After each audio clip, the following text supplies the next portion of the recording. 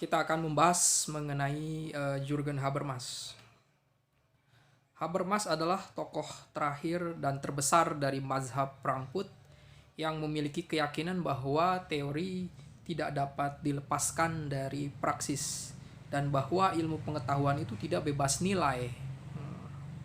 Menurut mazhab Frankfurt, jika ilmu pengetahuan bersifat netral, maka ini akan mendukung status quo dan mengakibatkan ketidaknetralan. Jadi ada suatu pertentangan antara metode positivis empiris dan metode dialektis menurut tradisi Hegelian. Namun diskusi ini tidak menghasilkan persetujuan, namun kedua metode ini sempat dijelaskan dan dipertajam. Pemikiran Habermas terfokus pada pengembangan teori komunikasi lewat sintesis antara filsafat bahasa, linguistik analisis, John Austin dan John Searle dengan teori kritis.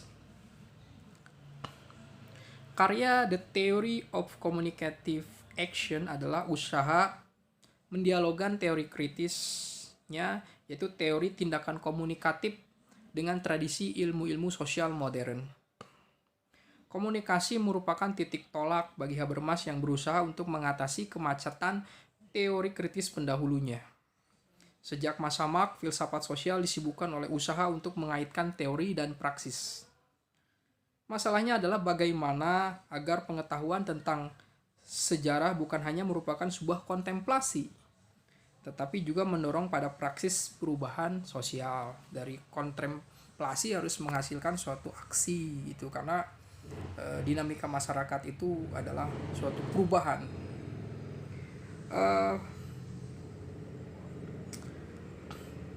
Praksis adalah konsep sentral dalam tradisi filsafat kritis. Praksis bukanlah tingkah laku buta naluri saja, tetapi tindakan dasar manusia sebagai makhluk sosial yang memiliki kesadaran.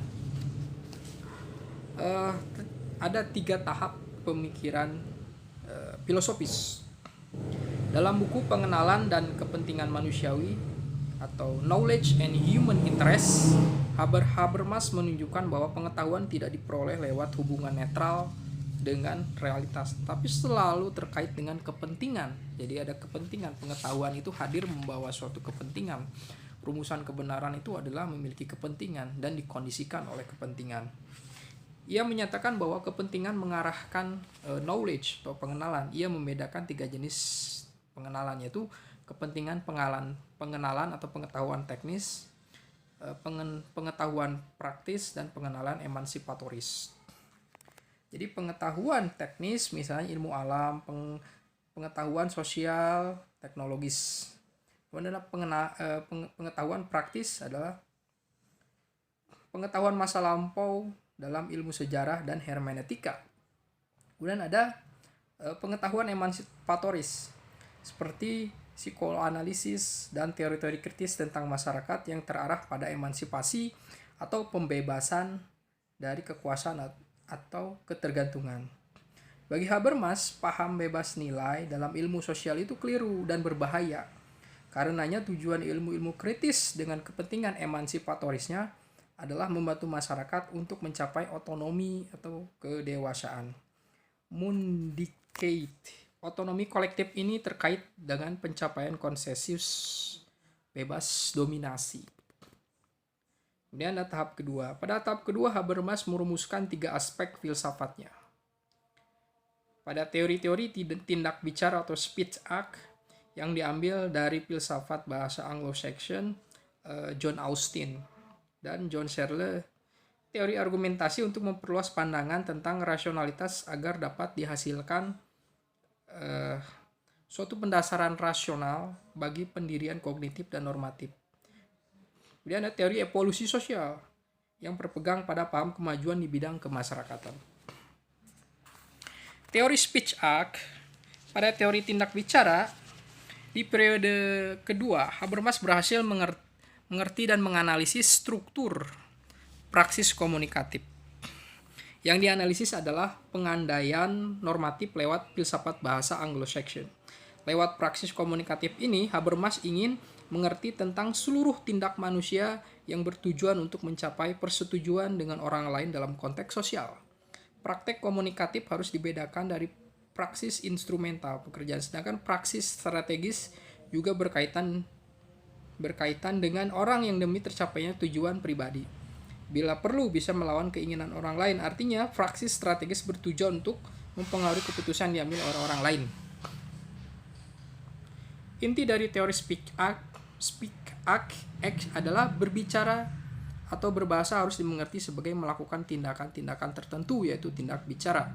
Setiap tindak bicara terdiri dua bagian, yaitu bagian proposisional yang menunjukkan pada fakta tertentu dan bagian performatif yang menjelaskan bagaimana realitas harus dipahami atau dilakukan oleh pendengar.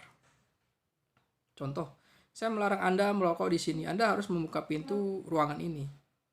Bagian proporsional adalah merokok atau pintu, sedangkan bagian performatif adalah melarang atau membuka. Nah, di sini performatif. Aku performatif. Namun Habermas menambahkan bahwa si penutur menyampaikan sikap komunikatif dari tindakan berbicara kepada pendengar lewat klaim-klaim kesahihan. Dalam bagian performatifnya ada 4 klaim kebenaran. Ada klaim itu ya. 1. Klaim kebenaran jika kita sepakat tentang dunia alamiah dan objektif. Klaim ketepatan atau rightness jika kita sepakat tentang pelaksanaan norma-norma sosial. Dan klaim kejujuran, truthfulness, jika kita sepakat tentang kesesuaian antara dunia batin dan ekspresi seseorang. Kemudian komprehensibilitas, jika kita bisa menjelaskan klaim-klaim tersebut dan mencapai kesepakatan, maka kita mencapai klaim komprehensibilitas. Praksis komunikatif memiliki struktur rasional yang internal. Praksis komunikatif menghasilkan persetujuan yang tidak berdasarkan paksaan. Nah, sini. Jadi tindakan komunikatif rasional itu tidak berdasarkan paksaan. Teori argumentasi sesuai dengan perkembangan filsafat ilmu, Habermas mengajukan analisis pertanyaan tentang pengenalan yang benar lewat penelitian struktur proses argumentasi. Nah, agar argumen dapat meyakinkan, syarat komunikatif apa yang harus dipenuhi. Syarat ini dianalisis Habermas dalam situasi percakapan yang ideal. Kondisi yang ideal atau tidak terdistorsi ini akan terwujud jika memenuhi 3 syarat. 1. Semua peserta memiliki peluang yang sama untuk memulai. Tidak ada perbedaan kekuasaan yang dapat menghindari pengajuan argumen yang mungkin relevan. Semua peserta mengungkapkan pemikirannya secara ikhlas sehingga tidak ada saling manipulasi secara tidak sadar. Pembentukan kerangka teoritis tentang evolusi masyarakat tanpa melibatkan optimisme filsafat sejarah dalam tradisi Marxisme. Namun, mempertahankan prinsip kemajuan dalam konteks perkembangan masyarakat dan sejarah. Inti teori evolusi sosial adalah perbedaan antara dua jenis proses belajar. Proses belajar teknis yang bertujuan menguasai alam dan meningkatkan produktivitas kerja. Proses belajar komunikatif yang menghasilkan peningkatan kualitas komunikatif dari relasi antar manusia. Habermas membangun suatu teori komprehensif tentang masyarakat modern. Ada 2 teori utama, yaitu dunia kehidupan dan sistem. Lebenswelt. Ini dari fenomenologi.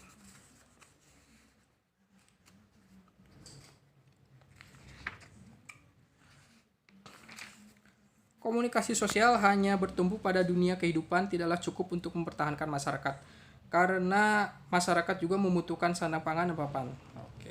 Dalam subsistem ini manusia tidak bergaul dengan cara komunikatif melainkan secara strategis. Artinya mereka tidak mengutamakan persetujuan tetapi mewujudkan tujuan pribadi, misalnya masih meraih keuntungan, gaji, mengatur izin, memperoleh tunjangan. Habermas menyimpulkan bahwa sistem dalam masyarakat modern hampir mendominasi dunia kehidupan, namun tidak secara total. Artinya selalu ada kemungkinan reaksi dari sejarah yang melawan hubungan kekuasaan, dan masyarakat modern dapat memanfaatkan rasionalitas matang dari praksis komunikatif. Demikian. Terima kasih.